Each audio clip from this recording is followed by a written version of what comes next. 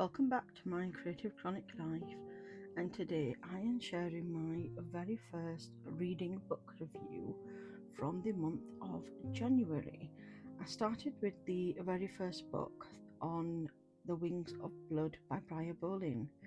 Started this book on the 1st of January and finished it on the 15th, and from the very first page I was completely hooked. I chose On the Wings of Blood based entirely on the blurb. I went into this book with very little prior knowledge of the author or the series, but the premise immediately caught my attention. Dark fantasy, a dangerous academy setting, power struggles, and a strong central character are all elements I am naturally drawn to, and this book promised all of that and more. The cover itself did not give much away, which I actually liked, as it allowed me to go into the story without preconceived expectations. Before I get into my thoughts, I want to share the blurb that convinced me to pick this book up in the first place. I did not sign up for this. Half human in a school of high blood vampires is a recipe for torment.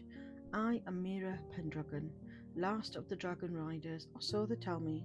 Funny thing is, I know dragons are extinct, not a single one left, but somehow that has not stopped the vampires from deciding I am worth capturing.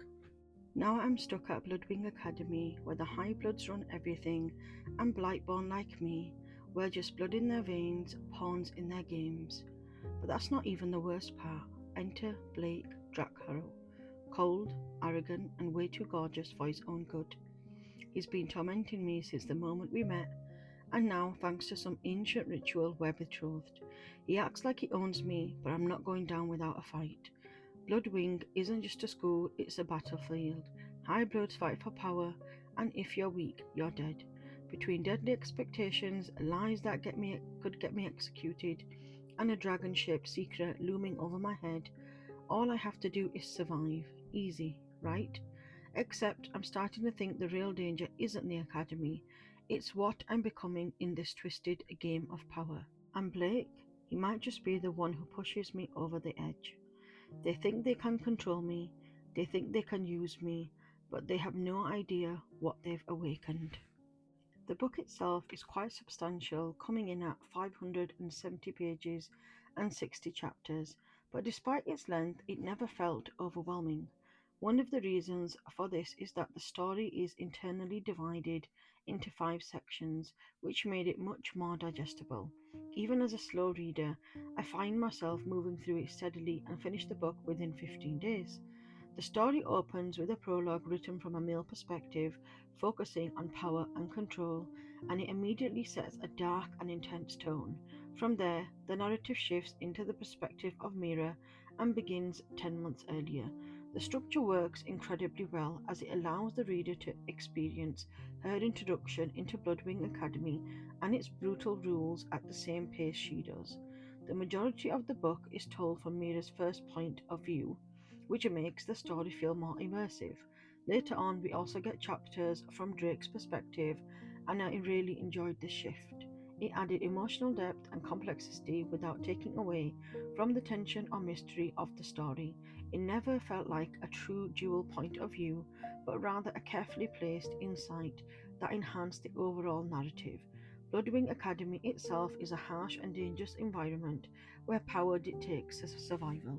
Because Mira enters this world knowing very little about vampires or their systems, the world building unfolds naturally. There is a fair amount of explanation throughout the book, but it never felt unnecessary. Instead, it helped establish the hierarchy, politics, and constant sense of danger that hangs over the academy. The ending of this book completely solidified my 5-star rating. It was genuinely mind-blowing and left me needing answers immediately. I downloaded the second book as soon as I finished, and with the third book set to release on the 10th of March 2026, this is a series I already know I will be revisiting. For the artwork, I wanted something that truly captured the intensity of the book's themes, so I found an artist on Etsy whose work spoke to that dark, evocative atmosphere. I picked a piece that draws heavily from the red palette of the cover deep crimson, and shadowed blacks, which ties in beautifully into the imagery of vampires and dragons. It felt like an extension of the book itself, reinforcing that dark, fantastical tone. If you're more of a reader, feel free to pop over to my website. There you'll find a full in-depth review of On the Wings of Blood, along with close-up pictures of the layouts I created. You'll also find my January reading starts where I've listed all the books I've read so far this year. All the links are in the description below. Visit my website at www.mycreativechroniclife.co.uk. I'll be back next week with book 2 of the series. Thank you so much for watching. Until next time, bye bye.